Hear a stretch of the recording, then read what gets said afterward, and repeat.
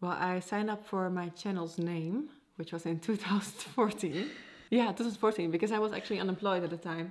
Okay. And I was looking like things around me. Yeah, I found this out.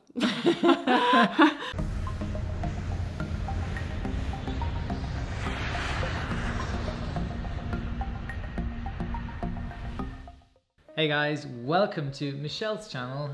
Me as Captain Joe are going to be today interviewing my good friend Michelle, and it's going to be a very intimate interview if you want to get to know the real Dutch pilot girl. So pay close attention to all my questions, and so let's get started. When did your interest for aviation start? When you were a child, or did you always want to become a pilot? When I was 17, my grandfather came up to me and said, hey, why don't you try that, or try that as in just go to the school and find out if you like it.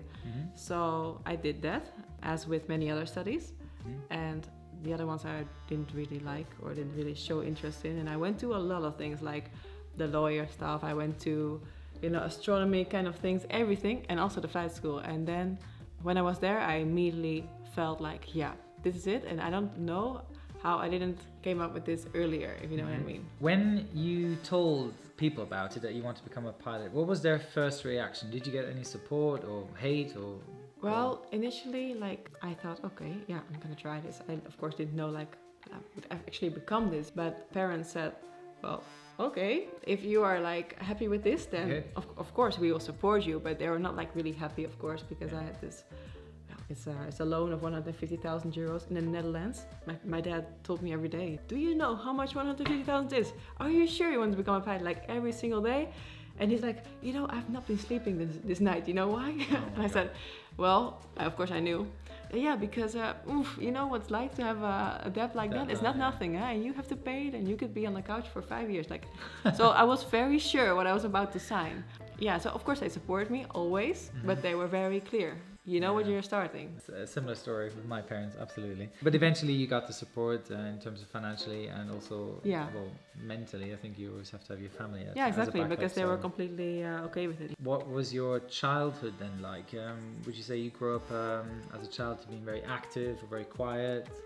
As a child I was always very like inconfident, like not confident.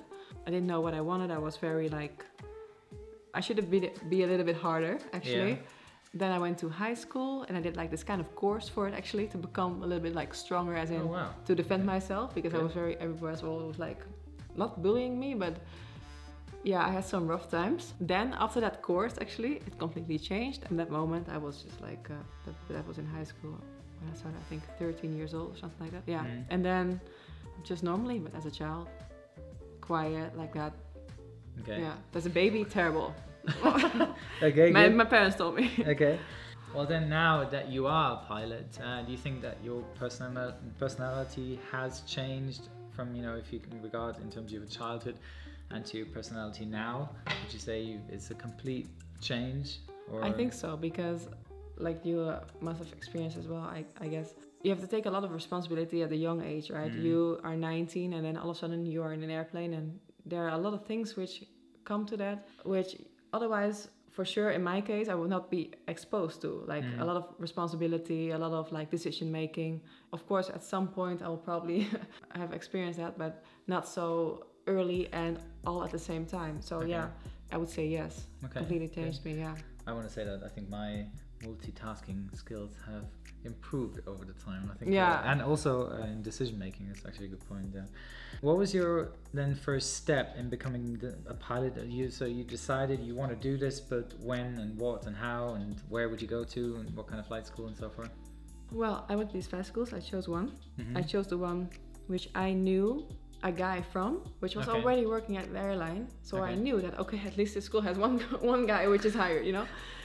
No, I mean, I'm just joking. Like, but I mean, there are plenty, of course, but just to give an idea, because people can tell you everything, but if there's no results, then you're gonna rely on nothing, right? Yeah, that's the step I took. I went to the selection process. Criteria, you have to meet it, of course. And then when I got hired, I started there. That's it. I just visited the schools and chose one. What year was that when you started flight school? I started in 2011. Okay, yeah. Okay, all right. Okay, now you finished flight school, and did you then immediately have a job after you've graduated? So what did you do in the meantime if you didn't? No, I didn't for sure.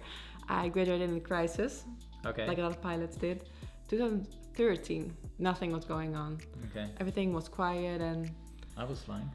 you were flying, I was but you already graduated long Already, before, yeah. so that's not fair. Okay. And I knew that with KLM, I remember the KLS had 500 people on the waiting list. 500 people was a lot at that time. That's a lot. Yeah. From my school, classes were waiting for years. Nothing was moving, basically. So yeah, I tried to just, in the meantime, pay off my bills, which I had, of course, because all of a sudden you're like thrown into the deep end and like, okay, you're on your own, good luck. And then you have to figure it out yourself. So of course I got a job. Then I tried to involve myself in aviation at some point, because I knew that the longer I stay without a job or anything in the aviation industry, I'm not going to be like attractive to those airlines. Also the skills, of course, they degrade time by time. So yeah, I then worked for a simulator company. Oh, okay. On the Boeing 737-800, not certified, but I mean, it was full motion and it was good to try, because you can really see Feels how the like planes flies, and nice. Okay. it's just good for everything. Also for the simulator, you're gonna pass it when you have this assessment, for example. Okay. Well, as long as you did something in between, there's you didn't just sit on the couch and do nothing and waited for the airlines to call you, because that does never happen. Because I think that's the worst what you could do. How did you then deal with the cost? I mean, the financial stress without having a proper airline job. And did you ever then thought about actually stopping? You know, that you maybe this was a bad idea and then do something completely different? Well, the thing is that around me, there were a lot of people who were already graduated for years, like 6 years or something. Okay. So you're being exposed to those people, and yeah, then it comes to your mind now and then like, it could happen to me, because it's not like a paradise thing, and it's not like you will get it if you don't do any effort. So yeah, it did cross my mind a couple of times, and of course every day I woke up thinking, oh, I need this job, I need to get into the cockpit as soon as possible, because of course of all these people around me. Just being a few classes before me, or a couple of years before me, I just tried to pay off my bills, but I lived with my parents at the same time. Okay, so at least I didn't have like an apartment cost, because if I had to pay 800 euros or whatever, 500 on an apartment, yeah, it's almost impossible with all the things, you know, interest, I mean. Yeah, I've been there. Yeah, exactly. Exactly. I think every pilot now, like who graduated in the crisis, knows that feeling, the financial stress, and the thinking like, oh, I better get this job tag done. Absolutely. Just to come back to flight school, one more question about that. Does the school actually still exist? And was it an integrated or a modular course you've chosen? Well, it's a integrated flight training, because I had no background at all. I had no dad or whatever who knew exactly how to become an airline pilot. So I just went to an integrated flight school program, and it took 2 years to complete this pilot training, and they just deal with everything. I had no clue. I just wanted to become a pilot. I also paid for that, of course, because a modular is cheaper. Of course, they need to make like benefit of it. So, you know. The other question was if the school actually still exists. No, the school itself, well, I did my flight school at CAE, which of course is a big simulator company, which is great. It's called CAE Oxford Aviation Academy, and mine was in Amsterdam, but now they closed, or now a couple of years ago they closed in the crisis, because the Netherlands did not provide any loan anymore to any student, because there were so many unemployed people. Since then, yeah, who has 150,000 just like that? Yeah, sure. All right, Michelle, what were the selection criteria you had to meet in order to apply for the flight school? Well, at the time we had to have math, physics, English, and of course you have to do all these tests. And so if you pass that, then you get accepted into the flight school. Basically the pre-education you had at your high school, which matters for an integrated flight training, because of course modular doesn't matter in general. Was there any practical part involved as well? Did you have to do some flying or something? Yeah, we had to fly through like these squares, and in the meantime answer questions, simple mathematical questions, just to check your multitasking skills. Okay. Also, they looked at if we improved, not if we got worse or remained standard, just to check if we were teachable, if we were like, are you someone who can learn or not? No. All right, now you've gone through flight school, you've passed all your check flights, you've done all your theory. Do you remember getting your first job, and especially then taking off in that plane? Yeah, I got my first job after 2 years, and then I did my type rating, base training, and then line training. So my first actual takeoff was during base training with 5 other people. Of course, you're sitting with a guy and you're taking off, you put these thrust levers forward and you're like, is this seriously now happening? Seriously, after all these years, things you had to go through, you know, your first solo, the 2 years you were unemployed, everything goes like real quick and then poof, you forget about it because you're so busy. So what plane was that? 737-800. Okay, with which company? Ryanair. Airline, Ryanair. Okay. Yeah, I started with Ryanair. Okay, yeah. And where did you do your first takeoff? In Prestwick. I did it there. Okay. We flew from East Midlands to Prestwick and then did all the circlings there and then we changed. So I did like, I don't know how many, 30 takeoffs and landings. Oh Not me, God. but yeah, but you did me your 5, 6, yeah, okay. with all these people. Exactly. Okay. Takes a long day. Now, being with Ryanair, the company you are with now, have you ever had like an incident or a critical situation, and how did you react, and what did you learn from that situation?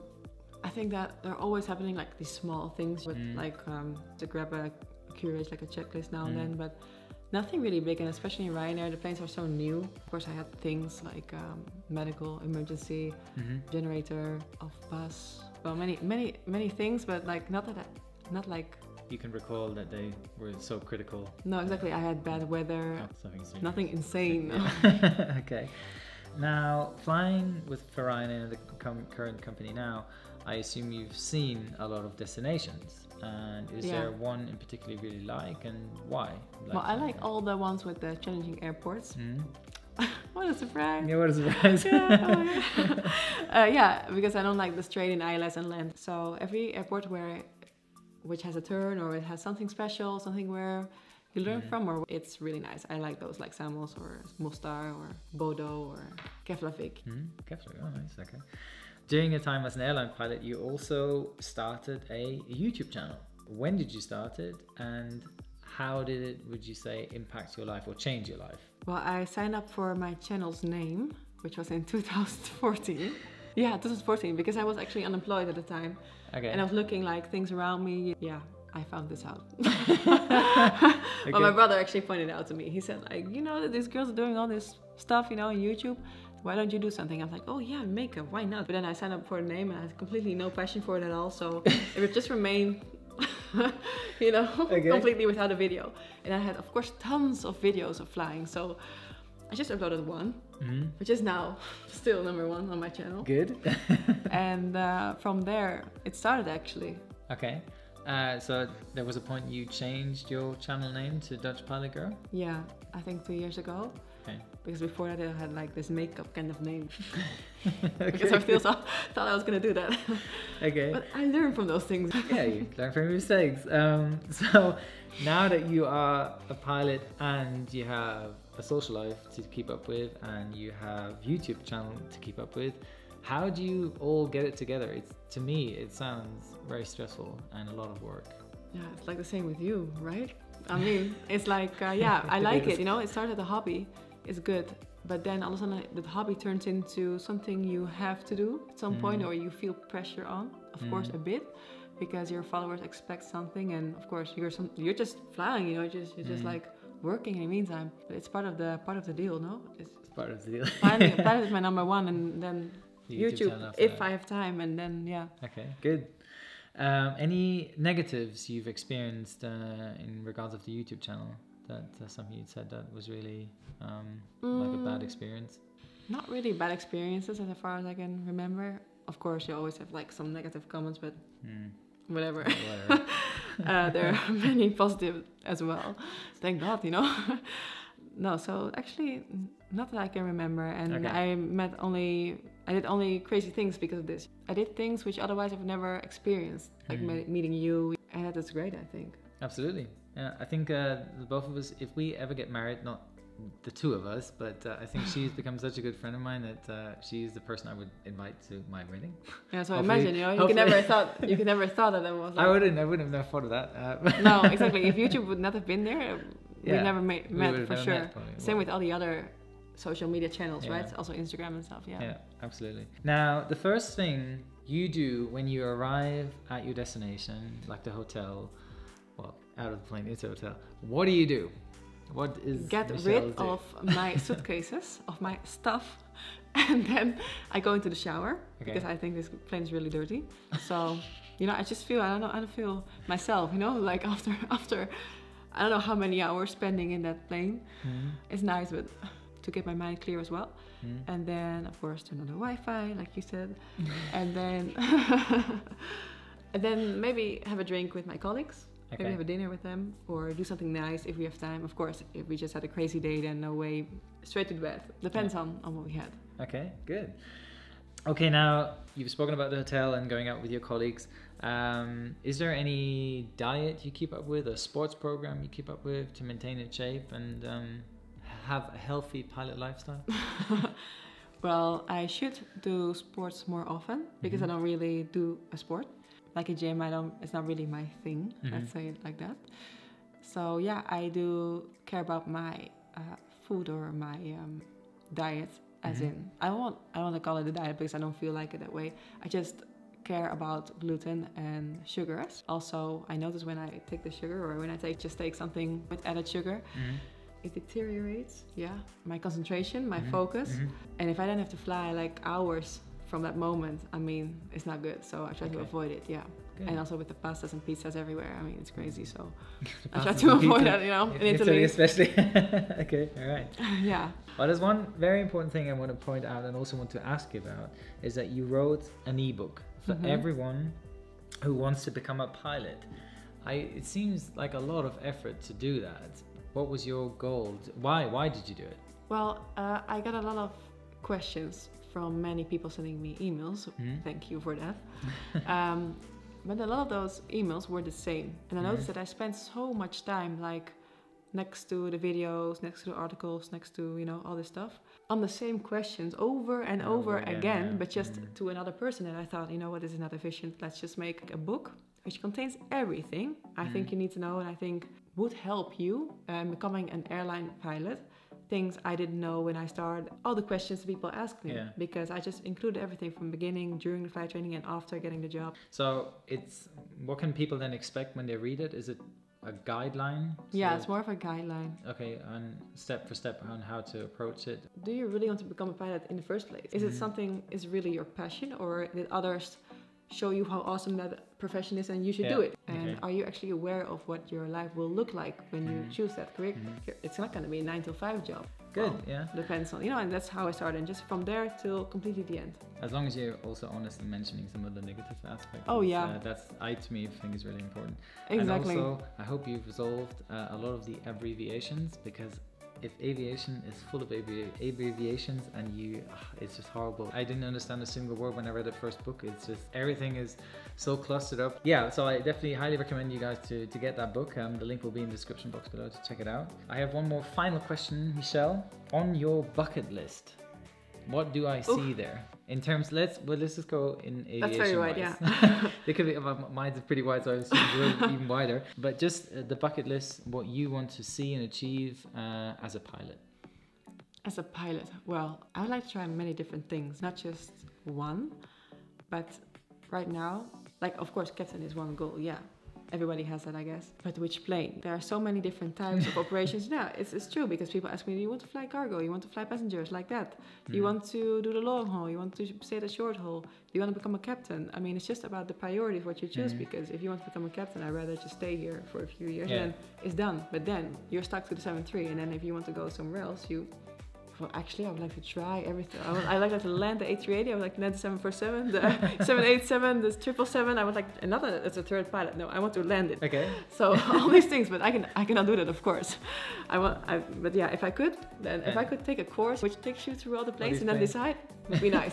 And also your Airbus. Why not? Let's just try it and then see what it brings. I think every pilot should actually see both worlds of the Airbus and Boeing side, because there are huge differences. So if you've seen it, that's great. I've seen it, and because it seems like a very big bucket list, and I'm wishing you all the best, that you get the chance. Did I get all this different Airbus? Not all of them, no, I mean, but at least one of them. And this is more or less all I wanted to know about DutchPilotGirl, and I hope this was a great interview for you guys to get a better insight of this female pilot. Yeah, I think we're going to come to an end. I want to say thank you, Joey, for asking me these questions. Yeah. And stay tuned, because I'm going to do this interview on him. Yeah. And he's going to come to Amsterdam, so we'll do it there. See you next time. See you next time. Right, take care. Bye-bye. See you.